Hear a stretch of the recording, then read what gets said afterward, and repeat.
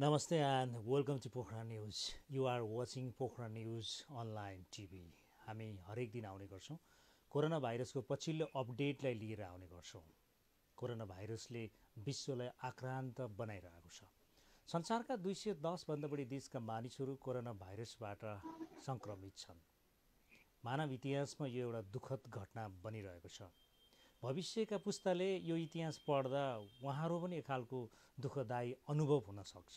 साँच्चै अहिले विश्वका मानिसहरूलाई कोरोना भाइरसले एउटै लेभलमा ल्याइदिएको छ। को धनी, को गरिब, को विकसित देशका, को गरिब देशका, यी सबै मानिसको हैसियत एउटै बनिरहेको छ। सबैको चिन्ता र चासोको विषय पनि एउटै छ। कसरी स्वस्थ भइन्छ र कोरोना भाइरसबाट कसरी मुक्त हुन सकिन्छ, सबै मानिसको विषयवस्तु यही बनिरहेको छ कुराकानीका हिसाबले पनि। र नेपालमा पनि लकडाउन भएको आज 67औं दिन हो। 67औं दिनसम्म नेपालमा पनि 1212 जना मानिस संक्रमित भइसकेका छन्। हजार कटिसकेको छ र 6 जना मानिसको निधन भइसकेको छ। र पछिल्लो तथ्याङ्कलाई हेर्ने हो भने विश्वमा आजको मितिसम्म 59,33,622 जना मानिसहरू संक्रमित छन् भने 26,02,79 जना मानिसहरू निको भएर घर फर्किएका छन्। त्यसैगरी मृत्यु हुनेमा 3,62,629 जना मानिसहरूको निधन भइसकेको छ। 3.5 लाख भन्दा बढी मानिसको निधन हुनु कोरोना भाइरसको कारणले यो साह्रै दुःखद खबर यहाँहरूलाई हामी सम्प्रेषित गरिरहेका छौँ। तपाईँ कस्तो हुनुहुन्छ? घरमा बसिरहनु भएको छ। लकडाउनको कारणले तपाईँ बाध्य हुनुहुन्छ घरमा बस्न। कामकाज व्यवसायहरू रोकिरहेका छन्। यो हामीले दैनिक रूपमा भनिरहेका छौँ र तपाईँले त्यो अनुभव गरिरहनु भएको छ। त्यो भोगाई भोग्दै आउनु भएको छ। र आजको अङ्कमा हामी अलिकति फरक कुरा गर्छौँ। सन्दर्भ कोरोना भाइरसकै हो, तर कोरोना भाइरसको नेपालमा यसको अवस्था कस्तो छ? दिनानुदिन सङ्क्रमणहरू बढिरहेको छ। यो अपडेटमा हामी रहन्छौँ र तपाईँ हेर्दै गर्नुहोस् पोखरा न्युज अनलाइन टिभी। आजको अङ्कमा मैले एकजना वरिष्ठ चिकित्सकलाई निम्ताएको छु। उहाँ हाम्रो टिभी स्क्रिनमा जोडिसक्नु भएको छ। डाक्टर पदम बहादुर खड्का हुनुहुन्छ। उहाँ अफिन गण्डकीको सल्लाहकार पनि हुनुहुन्छ। आउनुहोस् डाक्टर साहबलाई स्वागत गरौँ। डाक्टर साहब, वेलकम टु पोखरा न्युज। यस हजुर, नमस्कार। डाक्टर साहब, कोरोना भाइरसको कारणबाट लकडाउन भएको नेपालमा 67औं दिन भइसक्यो। 2 महिना 7 दिन भइसकेको छ। यो अवस्थामा नेपालमा सङ्क्रमणको सङ्ख्या बढिरहेको छ।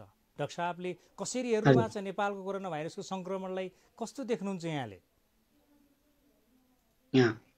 अब यो हाम्रो अघिल्लो हाम्रो यही पोखरा न्युजसँगैको छलफलमा पनि हाम्रो छलफल भएको थियो। यो त बढ्दै जान्छ, किनभने हामीले पहिला पनि भनेका थियौँ हाम्रो देश तीनतिरबाट चाहिँ हाम्रो छिमेकी राष्ट्रबाट घेरिएको छ। छिमेकी राष्ट्रको जनसङ्ख्या एकदम उल्लेखनीय पर्सेन्टेज, कम्तीमा पनि 20देखि 25% पपुलेसन भएको र खुल्ला 1800 किलोमिटरभन्दा पनि बढी खुल्ला सीमा भएको कारणले गर्दा यसको जोखिममा त हामी छौँ नै। र यो सङ्ख्या अझ बढ्दै जान्छ जबसम्म त्यो हाम्रो छिमेकी ठुलो जनसङ्ख्या भएको छिमेकी र हाम्रो जुन बोर्डर म्यानेजमेन्ट चुस्त तन्दुरुस्त रहँदैन तबसम्म हाम्रो चाहिँ यो सङ्ख्या बढ्दै जान्छ। यो एक्सपेक्टेड हो।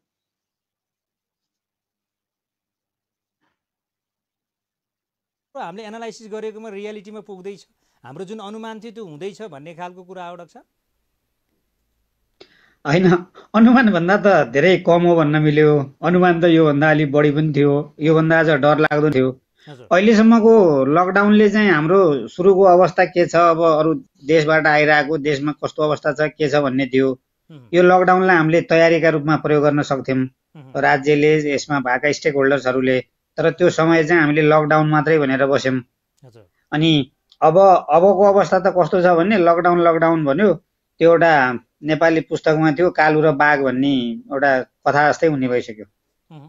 भरे उसलाई चाहिँ त्यो खेतालाहरूलाई चाहिँ झुक्याउन बाघ आयो भन्ने 2चोटि 3चोटि पनि झुक्याएपछि त्यसपछि साँच्चीकै बाघ आउँदा त बाघ आयो भनेर कराउँदा पनि कोही पनि सहयोग गर्न नआए जस्तै। यो लकडाउनमा के गर्नु पर्थ्यो, यो लकडाउन कतिसम्म राख्ने हो? अब साँच्चीकै थ्रेट आउने बेलामा चाहिँ राज्यले अथवा हामी सबै राज्यभित्र भएका विभिन्न यो सरकारवाला निकायहरू, पब्लिकहरूदेखि सबैलाई त्यो कालो र बाघकै कथा होला जस्तो पो लाग्छ मलाई। जस्तो कोही मान्छेले भन्ने गर्छन् कि नेपालमा लकडाउन गर्ने बेला चाहिँ बल्ल सुरु भएको हो, लकडाउन चाहिँ 2 महिना पहिले गरियो, जब मानव मृत्युको सङ्ख्या बढ्न थाल्छ, सङ्क्रमितहरूको सङ्ख्या हजारौँ कट्न थाल्छ, बल्ल लकडाउन गरिदिएको भए हुन्थ्यो। पहिल्यै लकडाउन भयो, राहत पहिल्यै बाँडियो। यसले गर्दा चाहिँ मान्छेहरू त्यो लकडाउनको मारमा परिराखे। समस्या यहाँनिर छ भनेर धेरैले भन्ने गर्छन्। अब लकडाउन गर्ने बेला नभएको भए अथवा लकडाउन नगर्दिए भए त मानवीय क्षति असाध्यै धेरै हुन्थ्यो होला नि डाक्टर साहब। होइन, लकडाउन गर्ने समय पहिलो चाँडो भएको, अब अहिले सुरु भएको भन्ने होइन। लकडाउन चाहिँ त्यो पहिलो केसबाट दोस्रो केस हुँदा, दोस्रो बिरामी देखा पर्नु हुँदा 60 दिनको ग्याप थियो भने त्यो त केले बचायो, आफ्नो ठाउँमा भयो। त्यो पनि ढिला होइन, लकडाउन सही समयमै भएको मान्नुपर्छ। तर लकडाउनको समयमा गर्नुपर्ने काम चाहिँ नगरेको भएर अहिले मान्छेले चाहिँ यो भन्नुपर्ने अवस्था आएको हो। लकडाउनमा पनि गर्ने प्रायोरिटी के राख्ने, कस्तो अपेक्षा हुन्छ भनेर त्यो विज्ञहरूको सरसल्लाह अनुसार चाहिँ राज्य चलेको भए त हुन्थ्यो। अब राज्य त आफ्नो केही व्यक्तिका र केही पार्टीका लहरमा चल्ने अवस्था छ। अब केही व्यक्ति र केही पार्टीका त्यसमा पनि आफ्ना स्वार्थका लहरमा चल्ने अवस्थामा त जनताका बारेमा चिन्ता गर्ने अथवा त्यसको असर चाहिँ कति हुने सक्छ बारेमा चिन्ता गर्ने फुर्सद पनि त्यति देखिँदैन। अब अहिलेको चाल ढाल, यो तौर तरिका देख्दाखेरि चाहिँ होइन, लकडाउनको समयलाई लिएर भन्दा पनि लकडाउनभित्र के गर्नु पर्थ्यो, अब पनि के गर्ने हो भन्ने कुरा चाहिँ अझै टुङ्गो पत्तो एकदम भिजन क्लियर भएको जस्तो अवस्था देखिँदैन। हजुर, जस्तो राज्यका आधिकारिक मन्त्रीहरूले, राज्यका आधिकारिक सांसदहरूले के पनि भन्छन् भने अमेरिका जस्तो देश, इटाली जस्तो देश, चाइना जस्तो शक्तिशाली देशमा त कोरोना भाइरसले आक्रान्त बनायो, त्यहाँ त कोरोना भाइरस चाहिँ त्यसरी फैलियो भने नेपाल जस्तो गरिब देशमा त आउँछ नि, यतिको मानवीय क्षति त्यति भइसकेको छैन नि। हामी त ट्राई गर्दैछौँ, कोसिस गर्दैछौँ, तर अमेरिकाले हारेको ठाउँमा नेपालले जित्छ कोरोना भाइरस भने के छ र? किन चाहिँ सरकारलाई मात्रै दोष दिने? सबै मान्छेले सरकारको कमजोरी मात्रै भन्छ, सरकारको कमजोरी छैन। र यो त अमेरिका, के अरे इटाली, चाइना जस्ता देशहरूमा सङ्क्रमण बढ्यो, त्यसरी मानव मृत्यु भयो भने हाम्रो नेपालमा त्यति धेरै मरेकै छैनन्, सरकारलाई दोष दिन पाइँदैन भन्ने खालको कुराहरू ठोसी जवाब लाइरहेका हुन्छन् नि। हामीले पनि सरकारले गरेन, यसो गरेन, उसो गरेन भन्दाखेरि यो कुरालाई पनि सरकारका अधिकारी व्यक्तिहरूले खालि सरकारको खिल्ली मात्रै उडाए भनेर लिन्छन्। यसलाई हामीले चाहिँ कसरी लिउँ डाक्टर साहब? होइन, अब त्यो त भन्न त पाइयो। अब उहाँहरूलाई चाहिँ त्यसो भए उहाँहरू जुन ठाउँको रिफरेन्स दिनुहुन्छ, विकसित सोकल्ड विकसित देशहरूमा यत्रा धेरै मरे, हामी कहाँ त के मरेका छन् के हो र, यति त भइहाल्छ नि भन्नु चाहिँ सरासर मूर्खता हो। त्यो चाहिँ अब त्यहाँको जनसङ्ख्या कस्तो छ, कुन अवस्थामा आएको हो, कहिले चाहिँ सुरु भएको, हाम्रो के हो भन्ने। अब हाम्रोमा तयारी के काम गरे भन्ने कुरा पनि त जगजाहेरै छ नि। उनीहरूले त तयारी गरे, तयारी गर्दा गर्दै पनि क्षति भयो होला, त्यो क्षतिलाई उनीहरूले कन्ट्रोल पनि गर्ने क्षमता राख्छन् होला, नराखे क्षति बेहोर्छन् होला। हाम्रामा तयारी के छ प्रश्न त हो नि। के काम गरे उनीहरूले? ल भन्नुहोस्, लकडाउन इन्टरनेसनल फ्लाइट बन्द भएपछि सामानको जोहो गर्न हिँडेका छन्। त्यो पहिलो केस चाहिँ जनवरी 24-23 तारिकमा सुरु भएकोबाट दोस्रो माघ 10 गतेबाट चैत्र 10 गतेको 60 दिनभित्रमा चाहिँ टास्क फोर्स बनाएर, अनि विज्ञहरूको टास्क फोर्स खै त, पोलिटिकल टास्क फोर्स छ।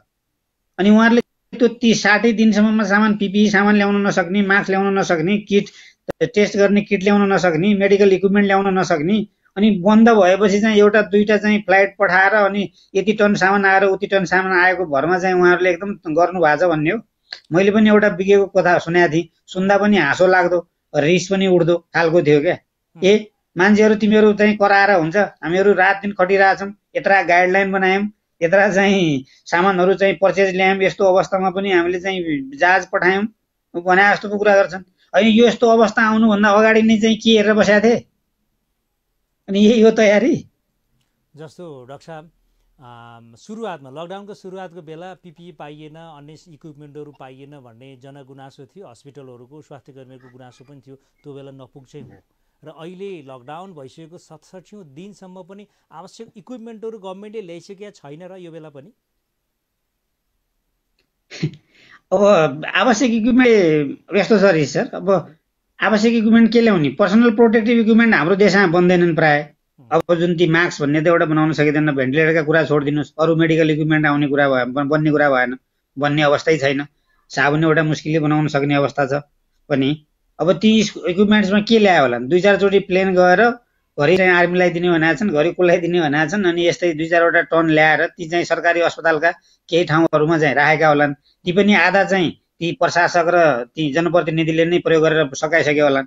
अब जुन फ्रन्ट लाइनमा लड्ने सुरक्षा फौजलाई खै, मिडियाकर्मीलाई खै, स्वास्थ्य कर्मीलाई खै, त्यसमाथि पनि ती जुन राज्यले ल्याउनु भएको छ उहाँहरूले चाहिँ ती आफ्ना मातहतका सरकारी संस्थाहरूलाई दिएका होलान्। यहाँ चाहिँ केही निजी संस्थाहरू पनि छन्, गैर सरकारी संस्थाहरू पनि छन् जो राज्यका जनताको स्वास्थ्यमा प्रत्यक्ष सरोकार राख्छन्। उहाँहरूलाई अहिलेसम्म एड्रेस गरेको पनि देखिँदैन। होइन, उहाँहरूलाई फोकटमा बाँड्नुहोस् भनेको छैन, पैसा तिरेर उपलब्ध गराउन सक्ने अवस्था त हुनु पर्यो नि। कि चाहिँ सरकारी हस्पिटलमा आएका बिरामीले मात्रै सार्छन्, अरू संस्था सरकारी बाहेक गैर सरकारी संस्थाहरूमा गएका बिरामीले चाहिँ यो देशमा चाहिँ कि कोरोना सार्दैन, कि चाहिँ त्यसमा जिम्मेवार भन्ने छ र? छैन नि। त्यसैले यो अवस्था दयनीय नै छ। र डाक्टर साहब, जस्तो नेपालमा कोरोना भाइरसको सङ्क्रमणबाट 6 जना मानिसको निधन भएको छ, यो दुःखद कुराहरू हो। अब धेरै जसो के हो भने एउटा बिरामीको बाहेक, एउटा मृत्यु हुने व्यक्तिको बाहेक अरू 5 जनाको चाहिँ मृत्यु भइसके पछाडि मात्रै कोरोना भाइरसले मृत्यु भएको भन्ने कुरा पुष्टि भएको छ।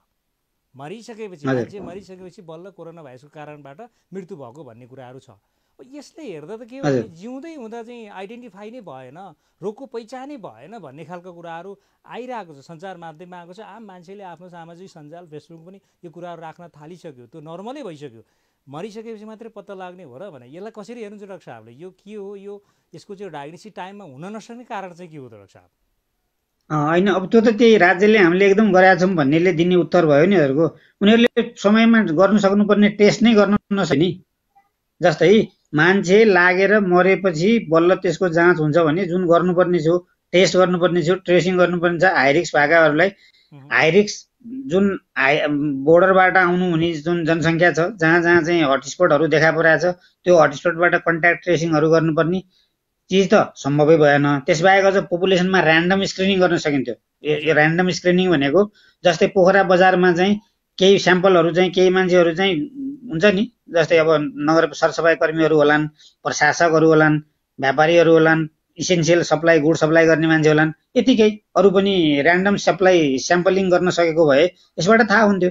अब हामी त कन्ट्याक्ट ट्रेसिङै गर्न सकिरहेको छैनौँ। जसँग छ हटस्पटलाई नै कन्टेनमेन्ट गर्न सकिरहेको, टेस्ट नै बढाउन सकिरहेको छैनौँ भने अनि अब कहाँबाट डायग्नोसिस हुन्छ त्यो? त्यसैले त अब यो त उयो अघि राज्यले चाहिँ हामीले गरिरहेछौँ, देशमा यस्तो छ भने जस्तै गरि त रहेछन्, तर के गरिरहेछन्, कुन गतिमा गरिरहेछन्, त्यसको प्रोडक्टिभिटी कति हो भन्ने हो। यो त गरे चाहिँ मात्रै जस्तो देखियो क्या, गरे चाहिँ हामी गरिरहेछौँ, गरे चाहिँ। जस्तो अब गर्नु र साँच्चीकै प्रोडक्टिभ आउटकम आउने गरी गर्नु र अनि गरे चाहिँ गर्नुमा त फरक छ नि। त्यो त चित्र आफै बोल्छ। तपाईँले नै भन्नुभयो 6 वटामा 5 वटाको मरेपछि आयो भने, अनि त्यसैबाट बुझिन्छ कि यिनको चाहिँ कामको यो सबैको कामको रूपरेखा के हो, कामको तौर तरिका के हो भन्ने कुरा त चित्र आफै बोल्छ। अब नेपालमा यो घटना देखियो, मानव मृत्यु पश्चात उसको अन्त्येष्टि गरे पश्चात, कसैको त अन्त्येष्टि गरेको 5 दिन पछाडि मात्रै रिपोर्ट आइरहेको छ कि कोरोना भाइरसको कारणबाट निधन भएको भन्ने कुरा। अन्तर्राष्ट्रिय स्तरबाट हेर्ने हो भने अरू देशहरूमा पनि जहाँ कोरोना भाइरसको सङ्क्रमण छ, मानव मृत्यु भइरहेको छ, त्यो देशको इतिहासलाई हेर्दाखेरि, त्यो देशको कोरोनाको अवस्थालाई हेर्दाखेरि, त्यहाँको मानव मृत्युलाई हेर्दाखेरि के नेपालकै जस्तै मानव मृत्यु भइसकेपछि मात्रै कोरोना भाइरसको कारणले मृत्यु भएको भन्ने त्यो तथ्यहरू कस्तो देख्नुहुन्छ डाक्टर साहब? यहाँले अन्तर्राष्ट्रिय क्षेत्रको पनि स्टडी गरिरहनु भएको छ, विदेशमा यस्तै हुन्छ, नेपालमा जस्तै कि अलि फरक छ? अब यस्तो छ हजुरको, जहाँ टेस्ट चाहिँ को दायरा एकदमै बढाएको छ त्यो देशमा चाहिँ यो अवस्था यस्तै नहोला। जहाँ टेस्ट गर्न सकिएको छैन तिनको त अवस्था यस्तै नै हो, योभन्दा खराब पनि हुनसक्छ। पछि के हो भने जुन जुन सङ्ख्या छ हाम्रो सङ्क्रमित सङ्ख्याको, त्यसको मोर्टालिटी चाहिँ कति % छ भन्दा एकदम कम छ। अहिलेसम्म 1200मा 6 जनाको मृत्यु भएको छ।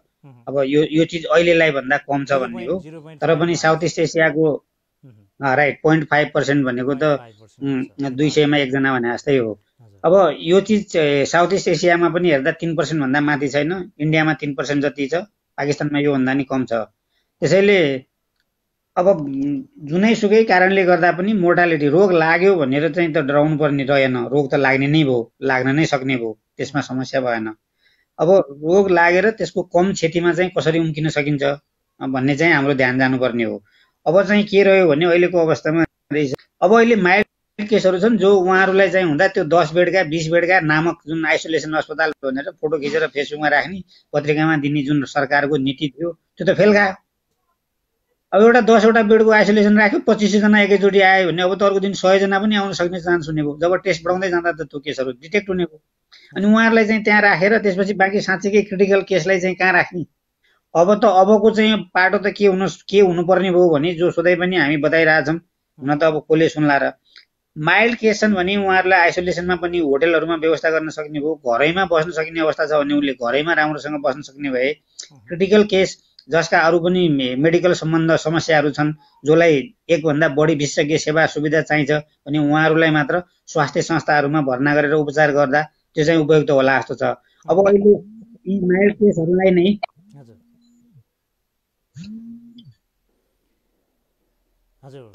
माइल्ड केसहरूलाई नै राखेर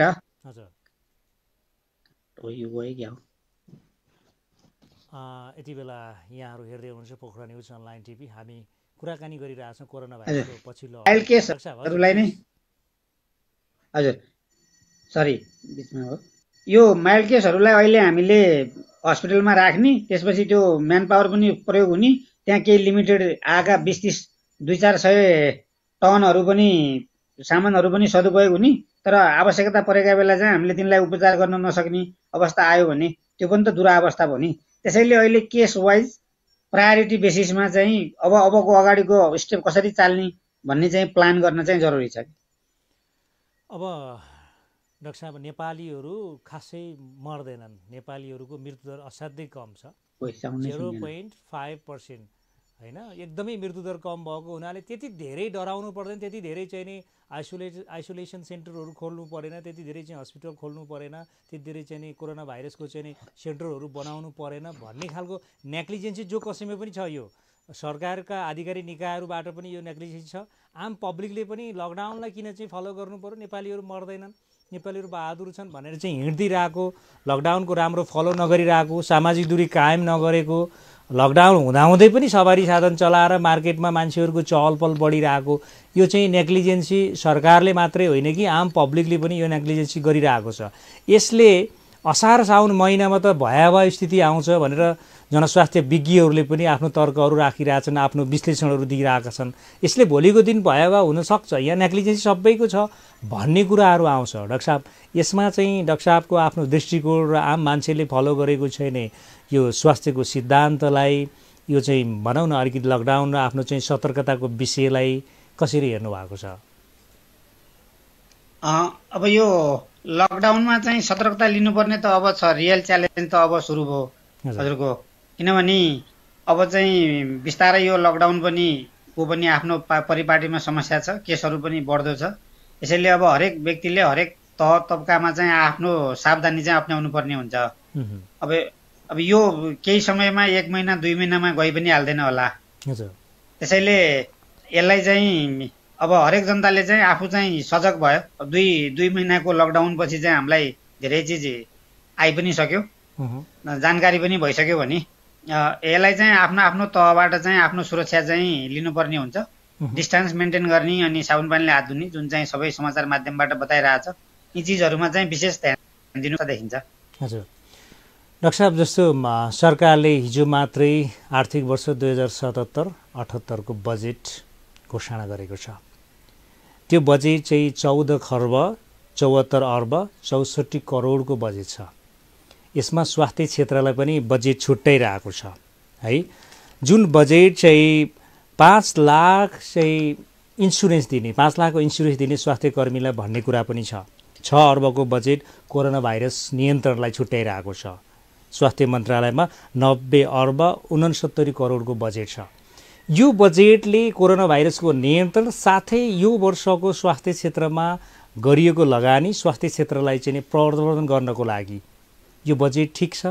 यसले चाहिँ कुनै आशा देखाइरहेको छ अथवा कोरोना भाइरस सङ्क्रमणलाई निदान गर्नुको साथै अन्य चाहिँ स्वास्थ्य सेवालाई चाहिँ विस्तृत एउटा चाहिँ विकास गर्नको लागि यो आशामुखी छ अथवा यो पुग्छ पुग्दैन? यो बजेटको आँकडालाई यहाँले कसरी हेर्नुहुन्छ? बजेटको जुन आँकडा छ ऋषि सर, बजेटको आँकडा नम्बरमा प्रतिशतका हिसाबले हेर्ने हो भने विगत 10 वर्षको हेर्दा यो वर्षको बजेट चाहिँ 6.15% रहेछ। अनि सबभन्दा कम चाहिँ 3.65 देखि 7.04 सम्मको विगतको आँकडा रहेछ। यो त नम्बर मात्रै भयो। अहिलेको सबभन्दा ठुलो समस्या के हो भने यो कोरोनाले गर्दा नेपालको हेल्थ केयर सिस्टमलाई चाहिँ रिडिफाइन गर्ने रिफर्मेसन गर्ने एउटा ठुलो मौका थियो। त्यो मौका चाहिँ एकदमै गुमाएको जस्तो लाग्छ मलाई। जस्तै अब भएका जुन पूर्वाधार छन् त्यही पूर्वाधारमा चाहिँ केही चिज थप्ने, 25 वटा बेडको अस्पताल छ भने 50 बेड बनाउने, 50 बेडको छ भने 200 बेड बनाउने भनेको त्यो त संख्या मात्रै हो। बेड यति संख्या र उति संख्या त एउटा नम्बर भयो। 25 बेडका ठाउँमा 50 बेड बनाउने भन्ने भयो। के फरक पर्यो त्यसले? स्वास्थ्यको सर्भिस कसरी लिने भन्ने कुरा चाहिँ समस्या भयो। स्वास्थ्य सर्भिसमा चाहिँ जस्तै प्राइमेरी हेल्थ केयर सर्भिस हुने हो कि सेकेन्डरी हुने हो कि टर्सियरी केयर लेभल सर्भिस हुने हो कि, यो सर्भिसको बारेमा चाहिँ यसले बजेटले चाहिँ समेटेको देखिएन। जस्तो जिल्ला अस्पतालमा निजी क्षेत्रबाट स्वास्थ्य कर्मीहरू पठाउने, निजी क्षेत्रका चिकित्सकहरू त्यो जिल्ला अस्पतालमा पठाउने, त्यसरी जिल्ला अस्पताललाई अलिकति स्ट्रङ बनाउनको लागि निजी क्षेत्रसँग सहकार्य गर्ने, निजी क्षेत्रमा धेरै चिकित्सकहरू हुन्छन्, त्यसले गर्दा सरकारी अस्पतालको जिल्ला अस्पतालमा पनि पठाउने भन्ने कुराहरू पनि आइरहेको छ। निजी अस्पतालसँग गभर्मेन्टले कस्तो तारतम्यता अपनाउँछ होला? हो, यो त्यही त निजी क्षेत्रबाट जिल्ला अस्पतालमा विशेषज्ञ पठाउने भनेर एउटा चिज रहेछ, एउटा बुँदा रहेछ। त्यो त राम्रो बुँदा हो। अब त्यही अघि नै पोइन्ट थियो, जिल्ला अस्पताल पहिला 15 बेडको हुन्थ्यो भने अहिले 50 बेडको बन्ला, 25 बेड बन्ला, 50 बेड बन्ला। बेड बनाएर चाहिँ समस्या भएन। बेडमा त बेड भएन भने बेडका छेउमा राखेर नि उपचार गर्न सकिन्छ, यता छेउमा राखेर उता छेउमा राखेर। बङ्गलादेशमा एउटा बेड हुन्थ्यो, त्यसका वरिपरि 5 वटा बिरामी हुन्थे। बेडसँग मतलब भएन। त्यहाँ 1000 बेडको अस्पताल हुन्थ्यो, 4000 बिरामी भर्ना हुन्थे, तिनीहरू आएर उपचार पाउँथे। अब यहाँ बेड यति र उति अनि यति बेड आइसियु राख्ने भनेर त खासै अर्थ भएन। यसले त केही अब यो जुन अहिलेको चाहिँ हेल्थ केयर सिस्टमको ग्याप हो त्यो चाहिँ पुरा गर्दैन। निजी क्षेत्रलाई पनि अब त्यहाँबाट विशेषज्ञ सुविधा उपलब्ध गराउनु त सराहना योग्य हो, तर निजी क्षेत्रका बारेमा अहिलेको बजेट अथवा स्वास्थ्य पोलिसी पनि क्लियर छैन। जस्तै पब्लिक प्राइभेट पार्टनरसिप गर्ने हो भने प्राइभेटलाई कसरी युटिलाइज गर्ने भन्ने पनि त बुझ्नु पर्यो। उहाँहरूलाई चाहिँ पूर्वाधारहरूमा दिनुपर्ने सुविधा हो कि, जग्गाको बारेमा दिनुपर्ने सुविधा हो कि, ट्याक्समा दिनुपर्ने सुविधा हो कि, त्यो बारेमा चाहिँ केही पनि छैन। उहाँहरूलाई चाहिँ अब त्यो रेगुलेटरी बडीका हैसियतले उहाँहरूले चाहिँ आफ्नो नियम लाद्नु होला कि निजी क्षेत्रहरू पालै पालो गरेर, अब यहाँ पोखरामा भागाले चाहिँ पालै पालो गरेर मुस्ताङमा, मनाङमा सबै जिल्ला अस्पतालमा दिनुहोस् भन्ने होला। अब त्यो त अहिले चाहिँ निजी क्षेत्रका स्वास्थ्य कर्मीहरू, निजी संस्थानहरू यत्रो महामारीमा पनि उपचार गर्न आएनन्, यिनीहरू चाहिँ पुग्यो नाफामुखी भए आएनन्। तर राज्यले के पहल गर्यो भन्ने प्रश्न त कसैले सोध्दैन नि। कसैले सोधेको छ कि उहाँहरूलाई चाहिँ के अप्ठ्यारो छ, के कुरामा सहयोग गर्न सकिन्छ, कसरी हामी इन्कर्पोरेट गर्न सक्छौँ। यो चाहिँ हामीले हाम्रै अन्तर्गत भएको रेगुलेटरी बडी, हाम्रो मन्त्रालय मातहतका संस्थाहरू हुन्, उहाँहरूलाई चाहिँ हामीले कसरी लानु भन्नेमा कुनै बहसै छैन। सिधा सजिलो छ, यी नाफामुखी संस्थाहरू आपत परेको बेला भागे, नाफा कमाउन छाडे भन्ने मात्रै छ। मैले यहाँ रोकिहालेँ। यसमा चाहिँ गभर्मेन्टले फलो गरेका अथवा गभर्मेन्टले बनाइदिएका सिद्धान्तमा, ती नीति नियममा निजी अस्पतालहरू खोल्न पाउने, यसरी चाहिँ आफ्नो सेवा सुविधाहरू विस्तार गर्न पाउने, त्यो गभर्मेन्टले अनुमति दिइसकेपछि, सरकारको नीति, सरकारको पोलिसीमा रहेर अनुमति लिइसके पछाडि निजी अस्पताल र इन्डिपेन्डेन्टली आफूले चाहिँ उपलब्ध सेवाहरू दिन सक्नुपर्ने हुन्छ। त्यो गाह्रो पर्दा सरकारी अस्पतालतिर जाऊ भन्ने, अनि सजिलो बेला चाहिँ सबै बिरामीलाई हामीले उपचार दिइरहेछौँ भन्ने, यो त निजीमा लागेको त आरोप त यो केन्द्रीय लेभलदेखि एउटा देशैभरि नै यो निजी अस्पतालप्रति चाहिँ आम सेवाग्राही, आम बिरामी र आम बौद्धिक वर्गले नि हेरेको र अलिकति नेगेटिभिजम डेभलप भएको कारण त यहाँ पनि देखिन्छ नि। निजी अस्पताल सजिलो पर्दा हाम्रा बिरामी भनेर लिने, अहिले महामारी आएको बेला गाह्रो पर्दा चाहिँ यो त सरकारको जिम्मा हो, इन्टरनेसनली सरकारले चाहिँ नि हेर्नुपर्छ यी कुराहरू, निजीलाई त कहाँ गर्न सक्छ र इक्विपमेन्टहरू उपलब्ध गर्नै सक्दैन। निजी अस्पताल अहिलेसम्म इन्डिपेन्डेन्टली काम गर्न सक्दैन नि, यो आरोप त निजीले खेपिरहेछ नि त डाक्टर साहब। एकदम राम्रो प्रश्न निकाल्नु पऱ्यो सर। अब त्यो आरोप लगाउनलाई त समस्या छैन, आरोप आफ्नो ठाउँमा भयो। यसका केही तथ्यहरू हेरौँ। नेपालमा जुन टोटल बेड छ, जति हस्पिटलको अपरेटिङ बेड छ नेपाल सरकारको 7000 जति बेड छ भन्छ, त्यसको कम्तीमा पनि 14-15 हजार चाहिँ निजी संस्थाबाट छ। जनशक्ति उत्पादन गर्ने जुन सङ्ख्या भन्नुहुन्छ त्यसमा चाहिँ 80% चाहिँ निजीको चाहिँ लगानी रहेछ, निजी क्षेत्रको। नेपालमा 20 वटा जति मेडिकल कलेज छन्, त्यसमा 3 वटा सरकारी छन्, 17 वटा चाहिँ निजी क्षेत्रबाट सञ्चालित रहेछन्।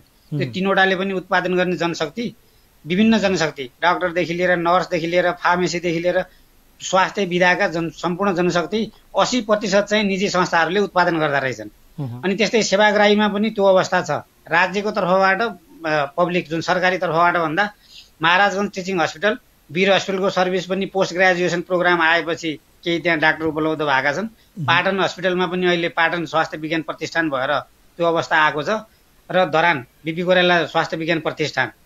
अब त्यसबाहेक सबै जनशक्ति उत्पादन गर्ने चाहिँ निजी संस्थाहरू हुन्। निजी संस्थाहरू चाहे 5 बेड 10 बेडदेखिका पोलिक्लिनिक्सदेखि लिएर 500 600 1000 बेडसम्मका यी मेडिकल कलेजहरू सबै निजी संस्थामै पर्छन्। अब राज्यको नीति, अब मान्छेको ब्लेम त आफ्नो ठाउँमा छ। राज्यले अहिले पनि के गर्छ भने जुन इन्टिग्रेटिभ भौतिक पूर्वाधारका लागि अस्पताल बढाउने 25 सयबाट 50 सय बनाउने, 50 सयका अस्पताललाई 100 200 बेडको अस्पताल बनाउने भन्ने छ। तर तिनलाई चाहिँ त्यो संस्थाहरूलाई चाहिँ कसरी एकाडेमिक इन्स्टिच्युटमा विकास गर्ने, कसरी चाहिँ धेरैभन्दा धेरै छात्रवृत्तिमा विद्यार्थीहरूलाई पढाउने, कसरी धेरैभन्दा धेरै विद्यार्थी त्यो जुन डिजर्भिङ क्यान्डिडेटलाई चाहिँ मेडिकल फिल्डमा आउनलाई चाहिँ प्रोत्साहन गर्ने, कसरी तिनलाई देश सेवामा लगाउने भन्ने बारेमा सरकारको कुनै नीति छैन। नेपालीले सञ्चालन गरेको संस्थाहरूमा 10% विद्यार्थी छात्रवृत्तिमा पढ्न पाउँछन् भने विदेशीले सञ्चालन गरेका कलेजहरूमा 20%। भनेपछि जम्मा एभरेजमा 20% मात्र नेपाल सरकारको चाहिँ मात हतका उत्पादनहरू रहेछन्। बाँकीहरू त सबै प्राइभेट छन्। प्राइभेटको त उनीहरूको आफ्नो पैसा लगानी गरेर उत्पादन भएका जनशक्ति हुन्। उनीहरू त आफ्नो उसमा छैनन्। नेपाल सरकारसँग भएको आँकडामा 1500 भन्दा कम सरकारी चिकित्सक छन्। त्यसका भरमा चाहिँ देश हाँकिरहेको छौँ भनेर डबली आँक्छन् भने त्यो उहाँहरूले मात्र साध्य हुने हो र 10-15 हजार जुन प्राइभेट सेक्टरमा काम गरिरहेका चिकित्सकहरूको उहाँहरूसँग पोलिसीमा उहाँहरूलाई कसरी समेट्ने भन्ने अर्थ छैन, मतलब छैन। अरे अनि निजी क्षेत्रले चाहिँ चाहेको बेला पैसा मात्र कमाए त्यसपछि गयो भन्न सकिन्छ? नक्सा जस्तो हिजोको बजेट भाषणमा अर्थमन्त्रीले के भन्नुभयो भने केन्द्रमा 300 बेडको सर्वरोग नियन्त्रण हस्पिटल खोल्ने र प्रदेशमा 50 बेडको यथाशीघ्र हस्पिटल खोल्ने, 50 बेडको सर्वरोग नियन्त्रणको लागि भन्ने कुराहरू छ। यो एउटा सरकारको एउटा पोजिटिभ पाटो हो, एउटा पोजिटिभ एउटा योजना हो। यसलाई हामीले कसरी हेर्न सकिन्छ? डाक्टर साहबले यसलाई कसरी स्टडी गरिरहन्छ कि प्रत्येक प्रदेशमा 50 बेडको सर्वरोग नियन्त्रण गर्ने अस्पताल खोल्ने यथाशीघ्र भनेर त्यही अनुसारको बजेट छुट्याइरहेको छ। यसलाई त हामीले पोजिटिभ लिनु पर्यो नि। सरकारले गरेका राम्रा कामलाई हामी चाहिँ नि सकारात्मक रूपबाट हेर्न नि त पर्यो नि। डाक्टर साहब के भन्नुहुन्छ यसमा?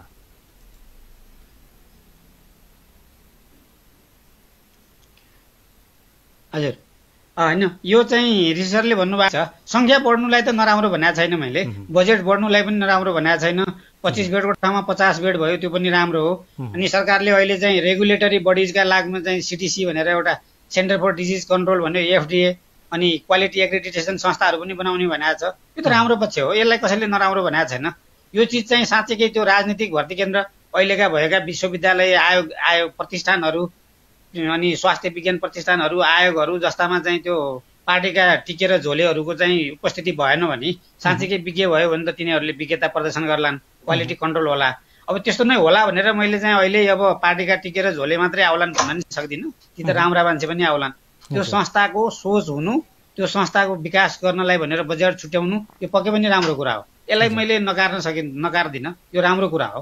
तर त्यो राम्रो कुरा अनुसार चाहिँ जति हुनुपर्ने हो त्यो कुरा भएको भन्ने हो। जस्तै एउटा उदाहरण दिउँ, देशमा कतिजना डाक्टर चाहिँ चाहिन्छ, कतिजना नर्स चाहिन्छ, कतिजना प्यारामेडिक्स, कतिजना फार्मेसी चाहिन्छ भन्ने अध्ययन पनि छैन। देशको भौगोलिक बनावट अनुसारको कुन कुन भूभागमा चाहिँ कुन खालको रोगको चाहिँ सङ्ख्या बढी छ, कुन ठाउँको चाहिँ मेडिकल फ्यासिलिटिजहरू दिनुपर्ने छ, त्यो खालको व्यवस्था पनि अध्ययन पनि छैन। भने देशमा त हाम्रो देशको माटो सुहाउँदो रिसर्चको बेसिक डाटाहरू त हुनु पर्यो नि। डाटा भएपछि न बल्ल त्यसबाट प्लान बनाउन सकिन्छ। त्यो प्लान र पोलिसी बनाउन सक्यो भने न बल्ल त्यो प्लान र पोलिसी चाहिँ इम्प्लिमेन्टेसनमा जान्छ र त्यसले आउटकम दिन्छ। यो त जागिर खानलाई केही हजार मान्छेहरूलाई जागिर खाएछन्, जागिर चलिरहेछ, काम भइरहेछ, बजेटको घटबढ सङ्ख्या छ, आज बढी आयो भने भोलि कम आयो भने अरू यस्तो पूर्वाधार छ, हामी गरिब छौँ, हाम्रो सबै कुराले हुँदैन भनेको छ। हुने कहिले हो, गर्ने कहिले हो? जस्तो डाक्टर साहबले भन्नुभयो यो जागिर खाने एउटा सेन्टर बनिरहेको छ अहिलेको गभर्मेन्ट छैन यो उपचार गर्ने अथवा स्वास्थ्य सेवाको विस्तार गर्ने आवश्यक इक्विपमेन्टहरू हस्पिटलहरू खोल्नुभन्दा पनि आफ्ना मान्छेलाई एपोइन्ट गरिरहेको हुन्छ जागिर खाने थलो भन्नुभएको छ। 6 अर्ब रुपियाँको बजेट छ कोरोना भाइरसको नियन्त्रणको लागि। अब आम मान्छेहरूले कोरोना भाइरस नेपालमा आइसके पछाडि धेरै मानव मृत्यु हुन्छ, असार साउनसम्म यो खालको जनसङ्ख्या विज्ञहरूको आँकडा पनि छ, आम मान्छेहरू त्रसित छन्। यो बेला गभर्मेन्टले 6 अर्ब रुपियाँ चाहिँ कोरोना भाइरसको नियन्त्रणमा मात्रै छुट्याएको छ भने यसमा हामी आशावादी हुन सक्छौँ कि सक्दैनौँ कि कोरोना भाइरसबाट नेपालीहरू सेभ हुन्छन् र आवश्यक सेवा सुविधाको विस्तार हुन्छ, आवश्यक भेन्टिलेटरको सङ्ख्या थपिएला, आवश्यक आइसियु बेडको सङ्ख्या थपिएला र मानव मृत्यु चाहिँ कम होला भनेर हामी त्यो एक्सपेक्ट गर्न सक्छौँ कि सक्दैनौँ? यहाँ गभर्मेन्ट निकायको व्यक्तित्व त होइन, तर यहाँको मेडिकली विज्ञताले हेर्दा र गभर्मेन्टको काम गर्ने तरिकाले हेर्दा र गभर्मेन्टको बजेटलाई हेर्दाखेरि आम नेपालीहरू सुरक्षित हुने अवस्था देख्नुहुन्छ? यस्तो छ, यसलाई साह्रो निराशाको अवस्था त छैन। त्यही त प्रायोरिटी हेर्ने, अगाडिको रोड म्याप क्लियर गर्ने हो भने हुन्छ। केसहरूलाई प्रायोरिटी गरेर प्रायोरिटाइज गरेर धेरैजसो केसहरू माइल्ड केस हुन्छ। यसमाथि पनि नेपालमा त अहिलेसम्म चाहिँ अझै धेरै, अझ बाहिर चाहिँ 5% 10% भन्छ भने हाम्रामा त त्योभन्दा पनि कम केस चाहिँ क्रिटिकल इल हुन्छ भने माइल्ड केसहरूलाई चाहिँ सकेसम्म होटेलमा राम्रो व्यवस्था दिएर बसाउन राख्न सकिन्छ। यत्रा देशमा होटेल छन्। जस्तै पोखराकै कुरा गर्ने हो भने पोखरामा चाहिँ यत्रा धेरै होटेलहरू छन्, ती होटेलहरूले काम पनि पाएका छैनन्, त्यहाँ उहाँहरूलाई पनि समस्या छ भने त्यहाँ चाहिँ यथोचित व्यवस्था गर्न सकियो। ती बाहेक अरू ठाउँ पनि व्यवस्था गर्न सकियो र क्रिटिकल केसहरूलाई चाहिँ हस्पिटलमा म्यानेज गर्न सकिन्छ। त्यसले नसकिने भन्ने होइन। तर अब जुन तौर तरिका छ, अब जुन पारा छ, यो पाराले चाहिँ त्यति धेरै आशावादी हुन सक्ने अवस्था त छैन। अब आशावादी नभए पनि उपाय छैन, फाइट ब्याक गर्नुको अर्को उपाय छैन, निराशावादी भएर पनि छैन र साह्रो होपलेस कन्डिसन पनि छैन। अब विभिन्न कारणले गर्दा यो रोगको सङ्ख्या त बढ्ला, तर पनि मोर्टालिटी, रोग लाग्यो भन्दैमा मोर्टालिटी भएन भने त हामीलाई के समस्या नै भयो र? आखिरी त रोगले चाहिँ मान्छे मार्छ कि मार्दैन, ड्यामेज कति धेरै हुन्छ भन्नेमा पो समस्या भयो।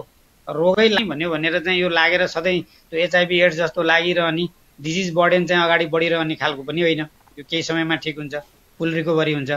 त्यसैले अब यो बजेटले चाहिँ अहिले तुरुन्तै केही चमत्कार गरिहाल्ला भन्ने त छैन। बजेटले पोलिसीमा पनि समस्या हो।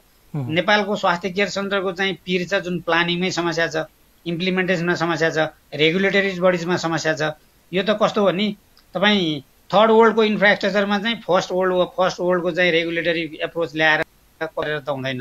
किन तपाईँले भन्नुभएको चाहिँ त्यत्रा विकसित देशहरूले सकेनन्, हामी बाँचौँला र भनेको हाम्रो आफ्नै विशेषता छ, हाम्रा आफ्नै समस्याहरू छन्, हाम्रा आफ्नै स्ट्रेन्थहरू छन्, क्षमता छन् भने अब जसरी विदेशमा चाहिँ मान्छेहरू जुन सोकल डेभलप्ड कन्ट्रीमा जसरी मोर्टालिटी छ, त्यो मोर्टालिटी हामी कहाँ छैन भने त्यसैले अब यसलाई अलिकति मात्र व्यवस्थित गर्न सक्यौँ भने हामी यो महासङ्कटबाट पार पाउन सक्छौँ होला। यसका अलावा देशमा अब त रिसर्च सेन्टरको त विकास गर्नु पर्यो नि। एउटा NHRC भन्ने छ, नेपाल हेल्थ रिसर्च काउन्सिल, त्यसले के रिसर्च गर्छ? अहिले पनि रिसर्च गरेन भने कहिले गर्ने हो? प्रोभिन्समा अब रिसर्च पनि के भनेर त्यो भाइरसको भ्याक्सिनै बनाउन नेपाल लागिहाल्ला भन्नु नि पर्दैन।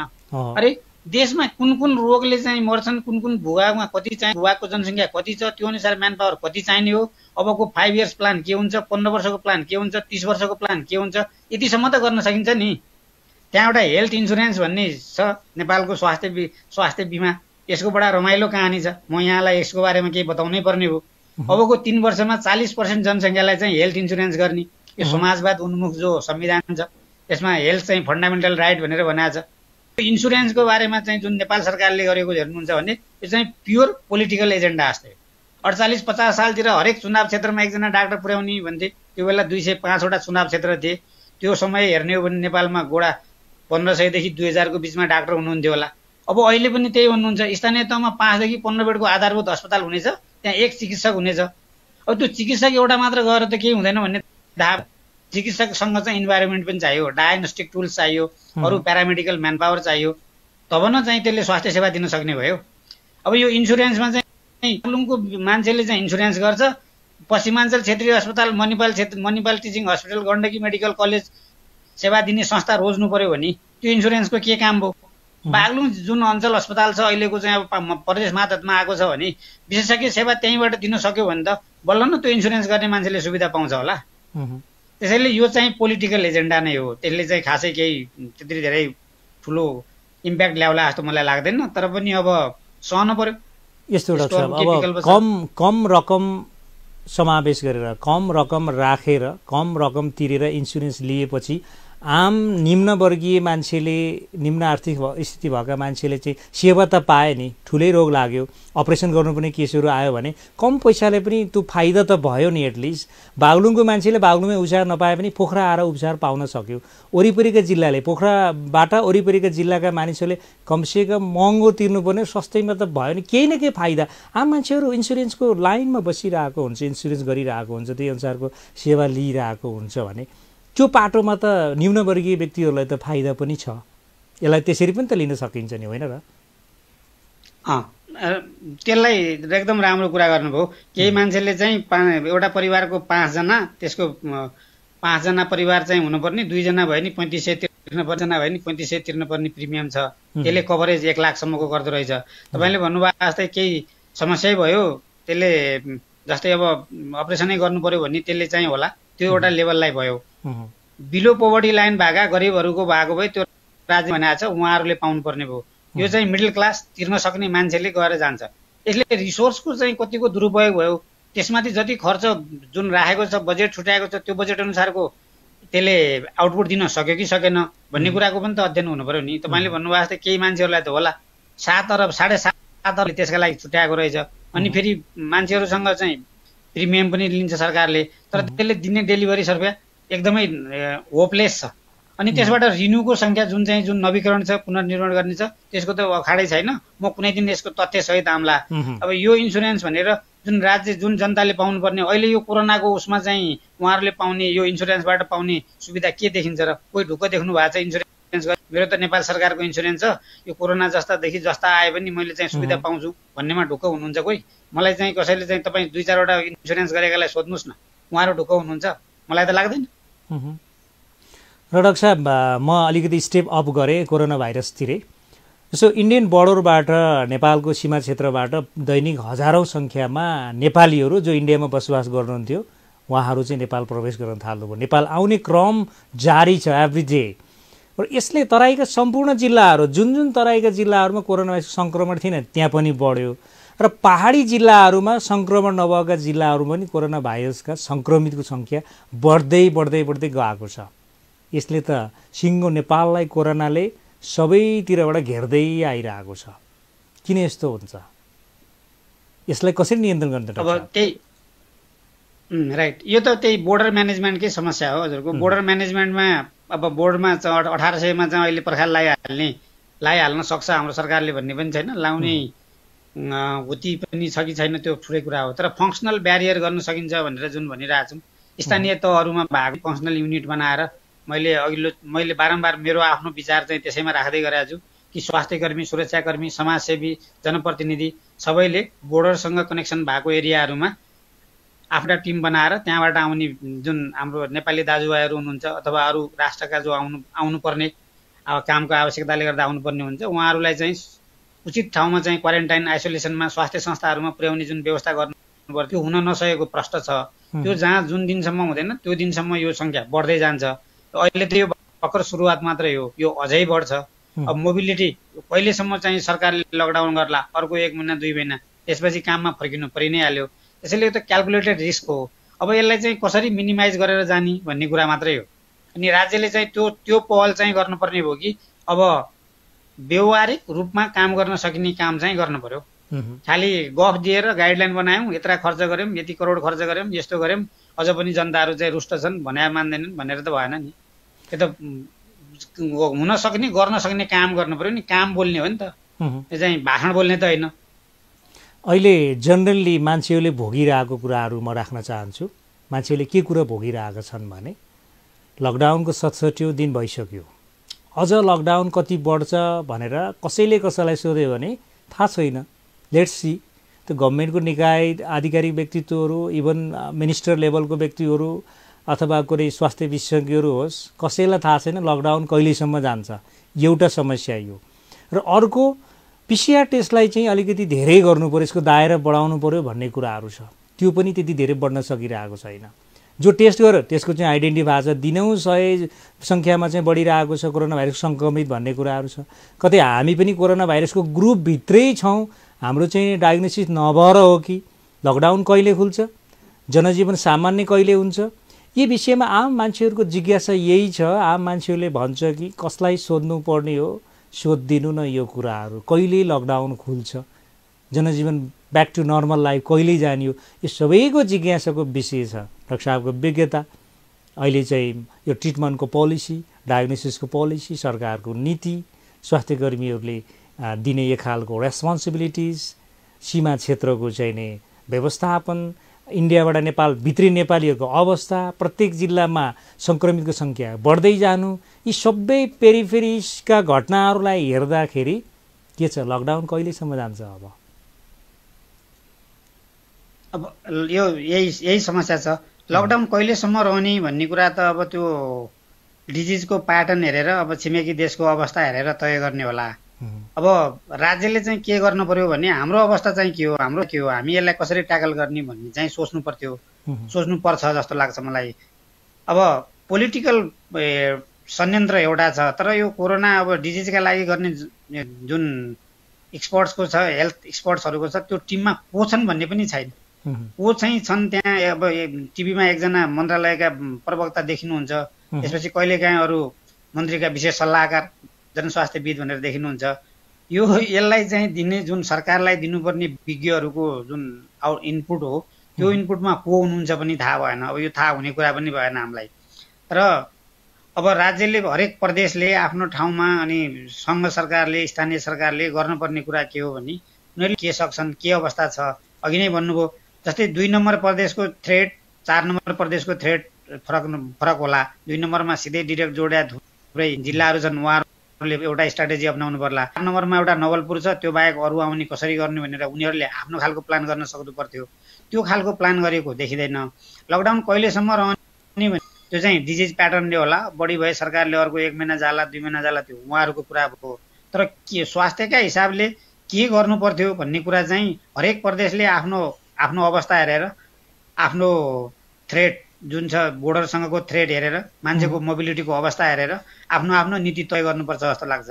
त्यसैले अब यो थाहा भयो कि डिजिज त बल्ल सुरु भयो, मान्छेहरू त फेरि विदेशतिरबाट जहाज चढेर आउने मान्छेहरू नै आउनुहुन्छ, उहाँहरूलाई व्यवस्था गर्ने पनि सरकारले प्रायोरिटी अनुसार गर्ने भनेकै छ। तर जहाज नचढिकन त्यो विभिन्न नाकाबाट आउँदै हुनुहुन्छ।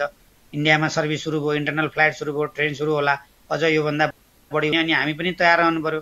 ती हाम्रा देशवासीहरू त आफ्नो घरमा त आउनु नै हुन्छ, आउनु नै पर्ने अवस्था होला। कतिलाई डर, कतिलाई रोजगारी डुमेको होला, जे कारणले होला उहाँहरू फर्किनुहुन्छ। फर्किनु भएकालाई चाहिँ अस्ति सुरु भएको जस्तो तिमीहरू जो जहाँ छौ, जहाँको चाहिँ त्यहाँ बस भनेर भन्ने अवस्था मिल्दैन। उहाँहरूलाई व्यवस्थापन गर्नुको विकल्प छैन। यदि व्यवस्था नै गर्नु छ भने एकदम राम्रो ढङ्गले व्यवस्था गर्दा त क्षति कम हुने भयो।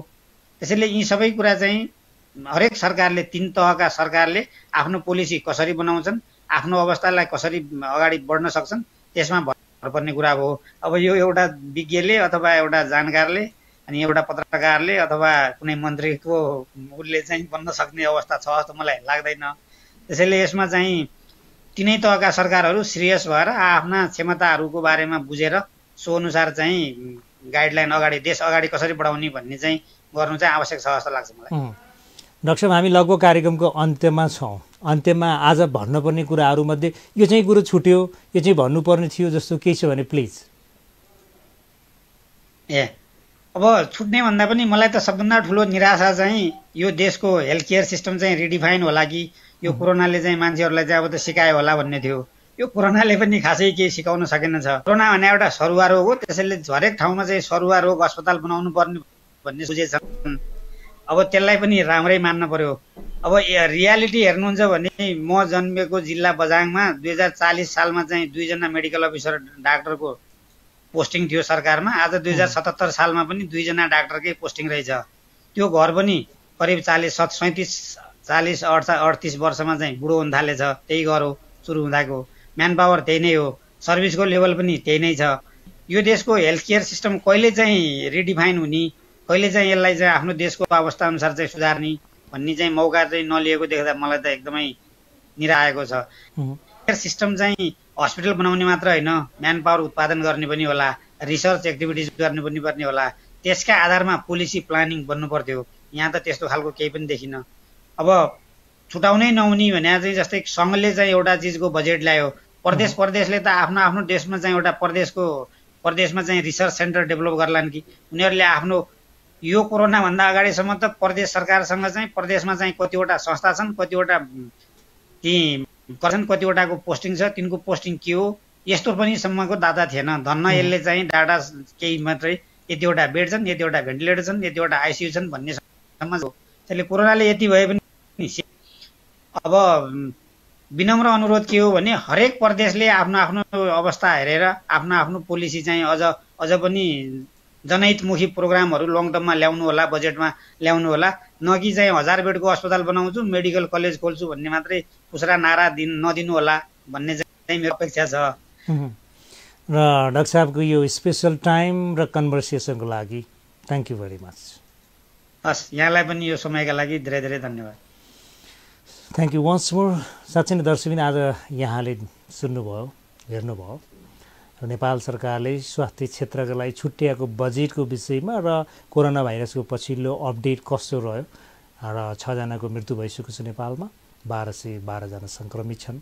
यो सङ्क्रमितको सङ्ख्या नबढोस् र आम नेपालीहरू स्वस्थ रहन सकुन्, छिटै लकडाउन खुल्योस्, सामान्य जनजीवन फर्किन पाइयोस्, यो शुभेच्छा हामी सबैले गर्छौँ र आशा पनि गर्छौँ। सरकारले पनि सपोर्ट गर्नु पर्यो, हामी आफू पनि सामाजिक दूरी कायम गर्नु पर्यो, कोरोना भाइरसबाट बच्नु पर्यो। आजको अङ्कबाट छुट्ने समय भएको छ। कार्यक्रम हेरिदिनु भयो, thank you very much. You have a wonderful time. नमस्ते।